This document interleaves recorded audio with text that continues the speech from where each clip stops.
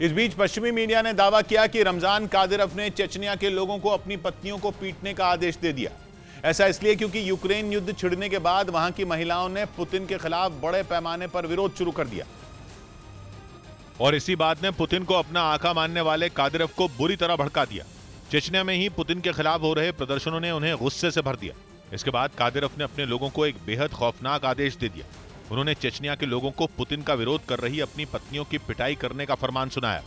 Kadyrov के इस फरमान के पीछे उनकी बौखलाहट को भी एक बड़ी वजह बताया जा रहा है, क्योंकि जिस तरह से रूसी सेना और चेचन लड़ाके यूक्रेन में घुटने टेक रहे हैं, ऐसा तो कादिरोव ने कभी सोचा भी नहीं होगा। तभी तो वो जंग की शुरुआत से ही कहते रहे कि यूक्रेन पर कब्जा महज कुछ दिनों की ही बात है, और इसीलिए उन्होंने चेचन लड़ाकों की बड़ी बड़ी टुकड़ियां रूसी सैनिकों के साथ मिलकर लड़ने के लिए यूक्रेन की जंग में उतार दी। कहा जाता है कि इसके लिए कादिरोव ने चेचनिया में बड़े पैमाने पर भर्तियां शुरू कर दी, ताकि जो जंग पुतिन ने छेड़ी उसमें सैनिकों की कमी ना हो। जंग की शुरुआत से ही हजारों की संख्या में यूक्रेन पहुंचे चेचन लड़ाकों ने ज़ेलेंस्की की सेना पर कहर ढा दिया। रूसी सेना के साथ मिलकर वो तेजी से यूक्रेन के सैनिकों को पछाड़ने में जुट गए, लेकिन पश्चिमी देशों से मदद मिलते ही ज़ेलेंस्की के सैनिकों ने बाजी पलट दी। पुतिन की फौज और चेचन लड़ाकों पर यूक्रेन की सेना ने ऐसा पलटवार किया कि उनकी सारी रणनीति धरी की धरी रह गई। सैकड़ों की संख्या में रूसी सैनिक और चेचन लड़ाके मारे गए। जंग लड़ने के लिए सैनिकों की कमी पड़ गई, जिसके बाद कादिरोव ने चेचनिया से और लोगों को जंग में लड़ने के लिए भेजना शुरू कर दिया। और कहा जाता है कि इसके लिए रमजान कादिरोव ने जो रास्ता अपनाया उसने वहां के ज्यादातर लोगों को पुतिन के खिलाफ कर दिया। आरोप लगाया गया कि कादिरोव चेचनिया के लोगों को जबरन जंग लड़ने के लिए भेज रहे हैं, और जो लोग यूक्रेन जाकर लड़ने से इनकार कर रहे हैं उन्हें और उनके परिवार वालों को धमकाया जा रहा है। इतना ही नहीं, पश्चिमी मीडिया ने तो यहां तक दावा किया कि चेचन लोगों को अगवा करके भी यूक्रेन भेजा जा रहा है। एक रिपोर्ट के मुताबिक सिर्फ सितंबर के महीने में ही 400 से ज्यादा चेचन गायब हो चुके हैं।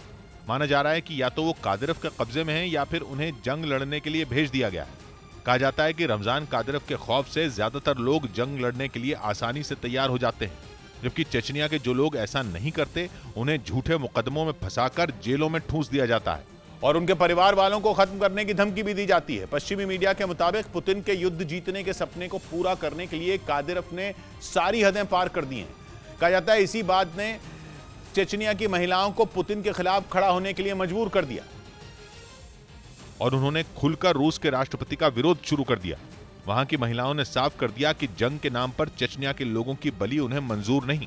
इसीलिए कादिरोव के 15 साल के शासन में ऐसा पहली बार हुआ कि महिलाएं खुलकर सड़कों पर उतर आईं। खबर के मुताबिक 21 सितंबर को महिलाओं ने चेचनिया में पुतिन के खिलाफ एक बड़ी रैली निकाली, जिसे रोकने के लिए कादिरोव के लड़ाकों ने बर्बरता दिखाई। दावा किया गया कि रैली में शामिल हुई 100 से ज्यादा महिलाओं को हिरासत में ले लिया गया, जबकि 130 से ज्यादा औरतें गायब हो गईं। लेकिन अपने ही घर में हुए इस विरोध से रमजान कादिरोव बुरी तरह बौखला गए। पश्चिमी मीडिया ने दावा किया कि कादिरोव ने चेचनिया के लोगों को अपनी पत्नियों को पीटने के लिए मजबूर किया और आदेश दिया कि ऐसा नहीं करने वालों को जेल भेज दिया जाएगा। कादिरोव के इस नए फरमान से वहां के लोगों का खौफ और बढ़ गया। लेकिन कहा जाता है कि पुतिन के वफादार रमजान कादिरोव को अपने लोगों की भी फिक्र नहीं है।